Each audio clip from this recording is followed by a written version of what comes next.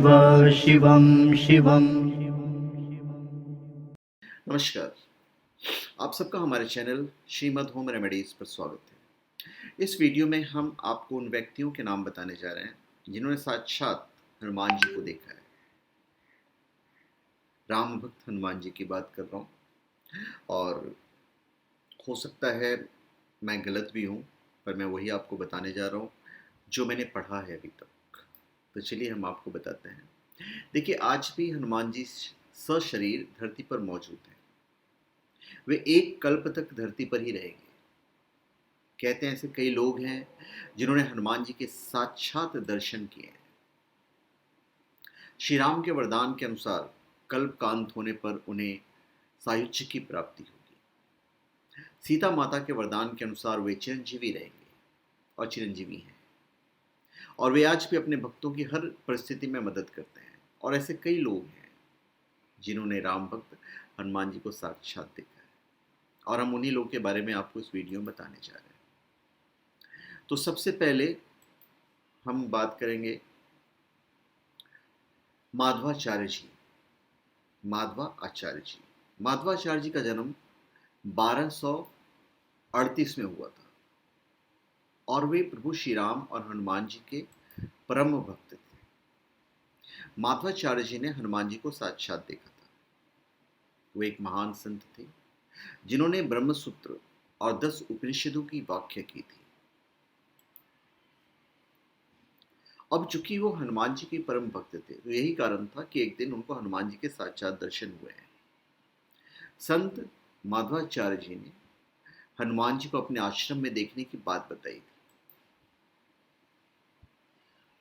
और माधवाचार्य जी 79 वर्ष की अवस्था में सन 1317 ईस्वी में ब्रह्म तत्व में विलीन हो गए थे। उसके बाद सबसे पहले जिन्होंने देखा था, उनके बारे में तो आप काफ़ी टीवी वगैरह पे भी देख चुके हैं।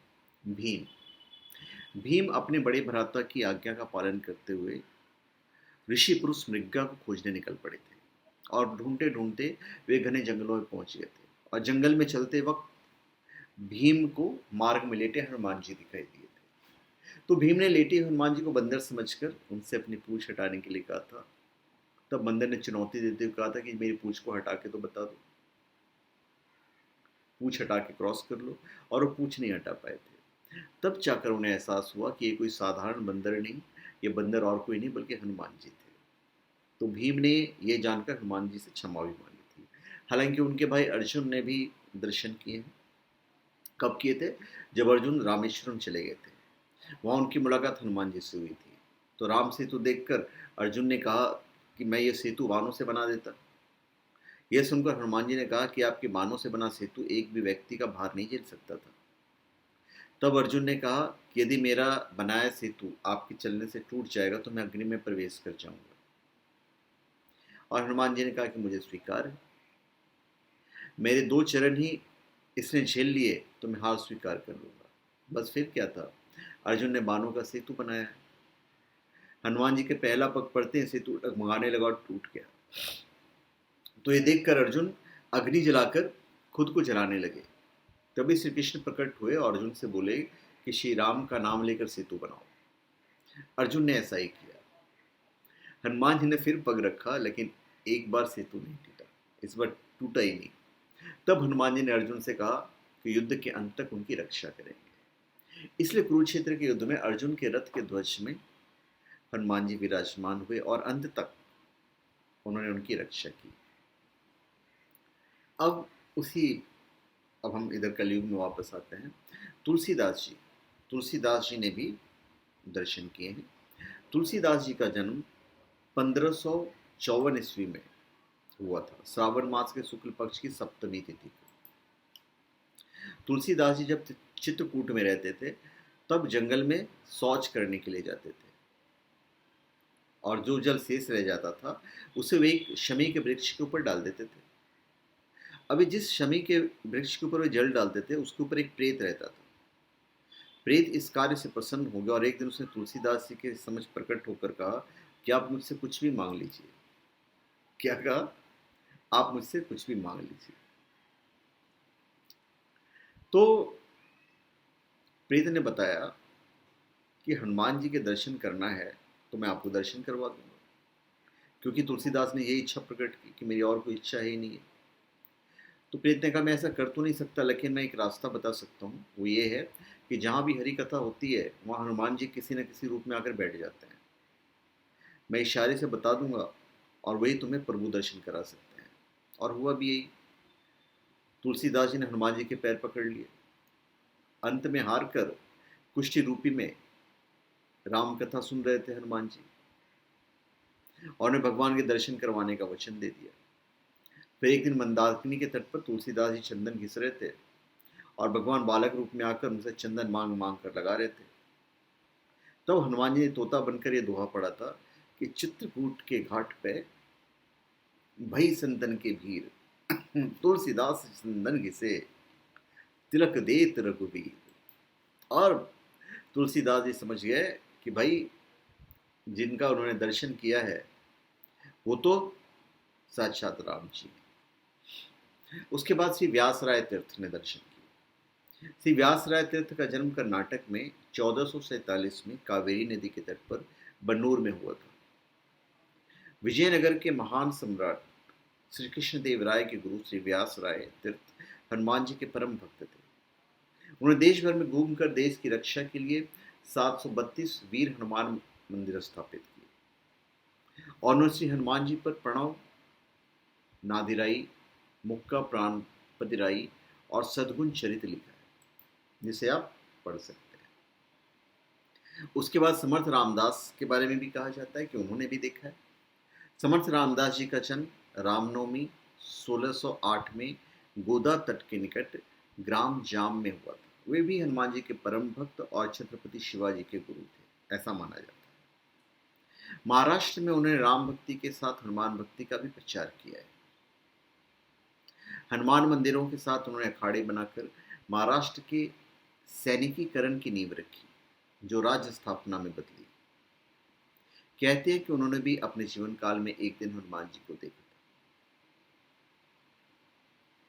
उसके बाद और भी लोग हैं जिन्होंने उन्हें देखा था, मैं आपको बताने जा रहा हूँ। उसमें एक थे राघवेंद्र स्वामी। ये 1595 की बात है। 1595 में जन्मे राम भक्त राघवेंद्र स्वामी माधव समुदाय के गुरु के रूप में प्रतिष्ठित हैं। उनके जीवन से अनेक चमत्कारिक घटनाएं जुड़ी हुई हैं। उनके बारे में भी कहा जाता है कि उन्होंने भी हनुमान जी के साक्षात दर्शन किए। उसके बाद एक और नाम है, अभी जो राघवेंद्र स्वामी था, मैं बता दूं कि उन्होंने 1671 में मंत्रालयम में एक तुंगभद्रा नदी के तट पर जीवा समाधि में प्रवेश किया था।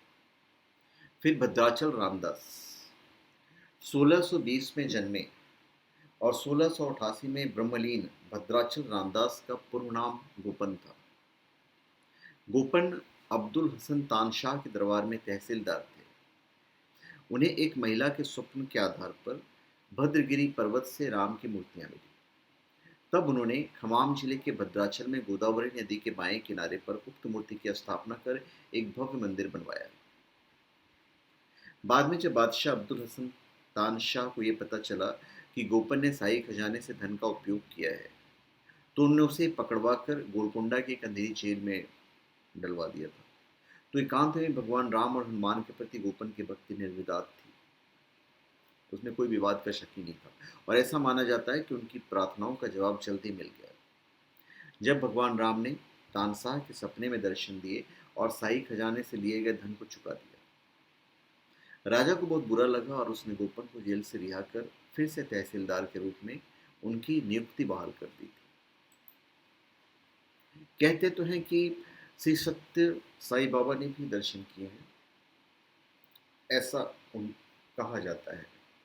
1900, और ये ज़्यादा दिन की बात नहीं है, 1926 को पुट्टुपर्थी में सत्य साई बाबा का जन्म हुआ था, और वो अपने आप को शिरडी के साई बाबा के अवतार कहते थे। और उनके बारे में भक्तों द्वारा कहा जाता है कि उन्होंने साक्षात हनुमान जी के दर्शन किए हैं। कुछ भक्त तो सत्य साई बाबा को श्री राम भी मानते हैं। उसके बाद संत त्यागराज 1767 में जन्मे, 67, और 1847 में ब्रह्मलीन संत त्यागराज श्री राम और हनुमान जी के परम भक्त थे।